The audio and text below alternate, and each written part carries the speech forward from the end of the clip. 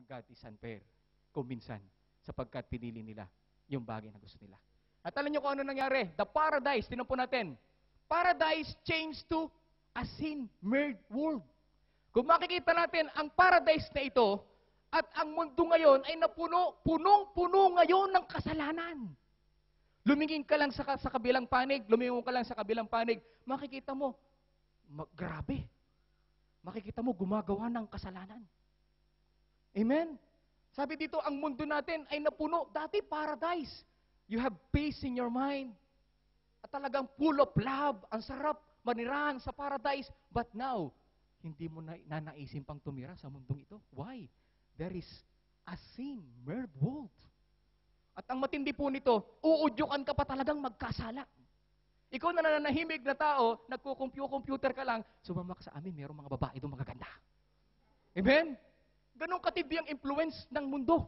Amen? Pero kung makikita natin, yan po ang nangyari. They choose to obey God. And the reason is the free will. Amen? Next, tinan po natin. Ang sabi dito, God gives free will to everybody. Ibig sabihin, lahat, yung katabi mo, ikaw at yung mga naiwan nyo sa bahay ninyo, God gives free will to everybody, and some people use it to choose, to cause distraction to others and to themselves. Pinili pala nila eh. Yun ang tanong, kung bakit ka nagdudusa. Because you choose your own ways. Amen? Eh makikita natin dito, ginamit po yung iyong pagpili sa maling bagay. Pero alam niyo po ba, mapalad kayo. You have a right decision this day. Palapakan po natin ang Lord. Hallelujah! Tama po ang desisyon natin na tayo ay tumahan sa bahay ng Diyos. Why? This is a good place because God is here. Amen? Tingnan po natin. Next question.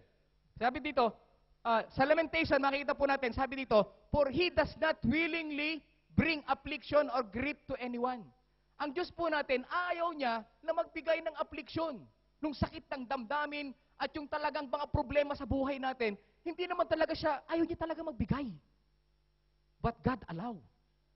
Amen? Hindi siya magbibigay ng problema, but God allow the problem.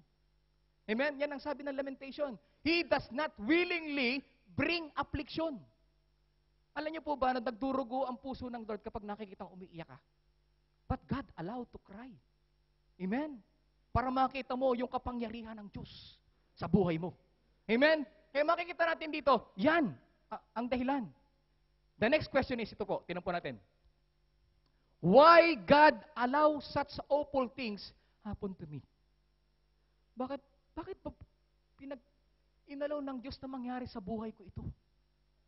Hindi ko alam. Alam niyo po, nung ginagawa ko po itong preaching na ito, wala pa kaming usapan ni pastor. Nung bakasyon po, nung holiday, nagkagawa ako ng preaching para preparation.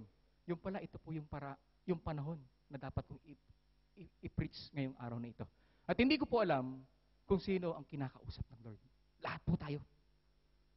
Maaring naiisip natin na ang Diyos ay unfair sa buhay natin. Hello? Amen? At ang isa pang question nito, tinan po natin. Is God unfair when evil things happen?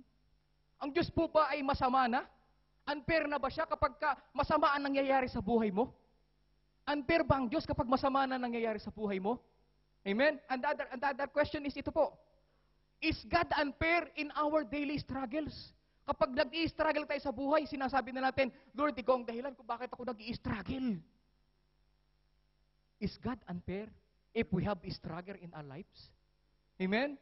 Yan po ang tanong. Pero makikita po ninyo, merong nag-struggle na isang karakter sa Biblia. Pero, hindi naman siya nag-struggle sa kanyang desisyong mali. Alam niyo kung sino ito? Tingnan po natin. Yan. Naku, grabe ito. Punong-puno ng bukol. Kilala niyo po ba itong punong-puno na bukol na ito? Sabi doon, merong isang karakter sa Biblia na isang matuwid, may takot sa Diyos, gumagawa ng matuwid, at siya ay lumalayo sa masama. Walang iba kundi po ito si Job. Amen? At tingnan po natin, sa pangyayaring ito, si Job, makikita natin, siya ay matuwid at siya ay sumusunod sa Diyos. But why God allow such thing happen in his life? This is the question. Amen? Makikita natin, why God allow? Kasi alam pala dito, ang pangalawang pangyayari kung bakit merong nangyayaring struggle sa buhay natin kung minsan, o mga problema sa buhay natin kung minsan. Why? Because God wants to prove to Satan that you are His own child. Amen? Gusto patunayan kay Satanas na itong anak ko. At napakabait itong anak ko to. Kaya ang sabi ni Satanas, hindi. Kaya lang naman niya naglilingkod sa'yo sapagkat binibigyan mo ng mabubuting bagay. Marami siyang kayamanan. Pero ano niyo ko, ano nangyari? Tinanong niyo po. Ang sabi dito, a faithful Job. Makikita natin, si Job po ay faithful. Pag sinabing faithful, tapat siya. Bali-baligtarin mo man yung salitang tapat, tapat at tapat pa rin siya. Amen. But why God allow this tragedy in his life? Sabi dito, a faithful Job suffered the loss of his property. Kung makikita natin, natanggal lahat ng kanyang properties. Sheep, cows, lahat ng alaga niya. Lahat patay in one day. Kung mababasa niyo po yun, di po ba?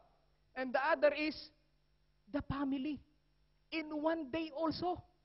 10 of his children died in one day. Nagtitipon daw doon sa isang lugar, biglang gumuho at natabunan in one day. And the other is his health. Nakita niyo naman kung anong itsura niya. Punong-puno ng bukol. Halos, alam niyo po itong bukol na ito, ay sinabi po doon, ay pigsang malalaki. Sino po dito nagkapigsa na sa kilikili? Halos hindi ka na makalakad pag may pigsa ka, no? Talagang kakaiba. Pero ito, ang sabi po, simula sa puyo, hanggang sa talampakan, may bukol. Ay, ang hirap maglakad nun. Yung lang isang, nagkatigawat ka nga lang sa ilong, hindi ka na maka-attend eh. Yung punong-puno ka ng bukol. Amen? Sino ditong nagkatigawat lang hindi na umattend? Hindi kayo aamin, alam ko. Amen? Pero alam nyo, meron nagkatigawat lang hindi na siya umattend. Amen? Pero si Job, punong-puno ng bukol, but they cannot stop. Satan cannot stop. Amen? Hindi napigilan itong si Job na magpuri at sumamba sa Diyos. Amen? Kayo po ba kayang pigilan ni Satan? Baka nagkasakit lang yung anak mo, wala ka na sa church. O kaya naman, namura ka lang ng asawa mo na unbeliever na huwag kang aalis ngayon. Hindi ka na aatin. But Job, they cannot stop. Hindi kayang pigilan kahit ang asawa niya. Bakit? Alam niyo kung ano nga sabi dito? His own wife told him, curse God and die. Curse God and die. Sabi po dito, nung asawa niya mismo. Sabi, ba't naglilingkod ka pa sa Diyos mo? Alam niyo po ba, nung time na yon, faithful sila sa Diyos, kahit yung asawa ni Job. Pero alam niyo po ba, ang isa palang faithful ay po pwedeng maging unfaithful kapag marami ng trial sa buhay. Hello? Amen? Ito ang tindi. Faithful sila, sumasamba sila, at talaga namang lagi sila naghahandog sa Lord. Pero alam niyo po ba, dumating yung time, namatay, at alam niyo, siguro sinisi niya ang Diyos, at ang nangyari dito, sabi niya, curse God and die. Kapag kayo may asawang ganito, ay kakaiba ito. Amen? Pero mo, ipapadalahin ka ng mamatay, tapos ipapakars pa yung ano mo, yung Diyos mo na pinaglilingkuran. Pero ang sabi dito, but as we know, Job had done nothing amiss. Alam natin na wala naman talagang ginawang masama si Job. But God was simply testing him. The second answer why God allow a problem to your life, because God want to prove to Satan that you are His child. Amen? Makikita natin dito, ang Diyos po natin, simple lang, gusto niyang testingin kung ikaw ay totoo. Alam niyo, sa unang testing pa lang, minsan laglag na tayo eh. Pero ito, ang tindi nito, si Job. At ito ang matinding kasunod na problemang na dinanas ni Job. Tingnan niyo kung ano nangyari dito. Nagkaroon nga siya ng kaibigan. Ayan. Job and his 3 friends. Makikita po natin, sumama, bumisita. Pero alam niyo kung anong ginawa ng bumisitang 3 kaibigan na ito? Ito ang ginawa nila. Tingnan niyo po. And instead of encouraging him, palakasin ang loob ni Job. Alam niyo kung anong ginawa? His friends criticize and condemn him. Kinriticize nila si Job and condemn him because of his loss. Kaya ka namang nawalan dahil mali ka eh. Siguro makasalanan ka kaya ka nawalan. Amen? They insisted that it was all Job's fault. Ipinipilit nila, hindi, mali ka. Sinasabi ni Job, hindi, wala akong nagagawang masama sa Panginoon. Hindi, masama ka, kaya ka nawalan. Hindi, masama ka, ikaw ang dahilan. Alam niyo, pero yung punong-puno ka na ng bukol. Eh baka halos dikdikin na yung bukol mo sa ilong. At ipasabihin sa iyo na ikaw ang may mali. Kakaiba ito. Ang sakit na nga lang dinadanas mo, dinidikdik ka pa. But sabi dito, that he was suffered, sabi po ng kanyang mga kaibigan. Pero ang katotohanan nito, iba. Pero alam niyo po ba, diyan sa bagay na yan, kakaiba yung faithfulness ni Job. Pero alam niyo po ba, dumating din yung point na si Job ay nagtanong na rin sa Lord. Alam niyo po ba yun? Ang istorya ni Job, dumating din yung point na nagtanong din siya. Tingnan niyo po ang tanong ni Job sa Diyos. But after, ayan, pagkatapos daw, but after much criticism, sabi diyan, blame and severity from his friends. Yung lahat ng sakit na nararamdaman niya at yung lahat ng pag-uusig na dinanas niya at lahat ng pagtuligsa sa kanya, sabi doon ng kanyang kaibigan, Job had enough. Sumuko rin pala si Job. Amen? The faithful one give up. Lord, bakit nga kaya ganun? Bakit nga inalaw ng Lord na ako'y magkaganito? At alam niyo, dumating sa point na naglaro sa isipan ni Job na God is unfair. Hello? Tingnan niyo kung anong tanong ni Job sa Lord. Job chapter 13 verse 22 to 23. Anong sabi niya sa Lord? Lord, then call and I will answer. Sabi niya sa Lord. Sige Lord, tawagin mo ako at ako'y sasagot sa iyo. Or let me speak, then you respond me. O kaya pabigyan mo ako magsalita ngayon, Lord. At sagutin mo naman ako. Sabi ni Job. At ang sabi dito, yung unang tanong niya sa Lord ay ito. Lord, how many are my iniquities and sins? Para ganituhin mo ko. Lord. Nagtanong siya. Pero alam niyo, yung pagtatanong niya, meron ng kaunting sama ng loob. Sabi niya, how many are my iniquities and sins? Make me know my transgression and my sin. Yan ang sagot niya. Pero alam niyo ba, sa chapter 30 na yan, hindi sumasagot ang Lord. Alam niyo kung minsan, nagtatanong tayo sa Lord pero hindi siya sumasagot. At hindi man lang nagpaparamdam. Hello? Grabe, kung kailan punong-puno ka ng problema, hindi gumagalaw ang Diyos.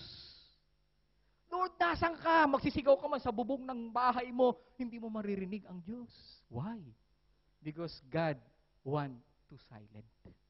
Ano niyo dito? Nagsasilent lang ang Lord at tanong ng tanong si Job. Job, Lord, ano ba talaga ang problema ko? Ano ba ang kasalanan ko? Ano ba talaga? Isa-isahin mo nga sa akin kung anong kasalanan ko. Para malaman ko kung ako ba'y karapat-dapat sa ginawa mo sa akin. Yun ang tanong ni Job. Pero alam niyo po ba, sa pananahimik ng Diyos, inabot ng hanggang chapter, alam niyo po kung anong hanggang chapter? Nung sumugot na ang Lord. Ito ang chapter. Tignan niyo po ito. Chapter 13, biglang nung sumagot ang Lord is chapter 38 na. Ang haba nito. Amen? Ang haba nito. Ang nangyari doon, ang tagal niya naghihintay sa sagot ng Lord. Ang tagal. At ang sabi niya, ano ba namang Diyos itong na pinaglilingkuran ko? Tahimik at walang ginagawa, walang sagot sa akin. Alam niyo, tanong pa rin ang tanong si Job. At alam niyo, dumating ang point na kailangan na niya magsalita. Amen? At nagsalita ang Lord. Alam niyo kung ano sagot ng Lord? Ito.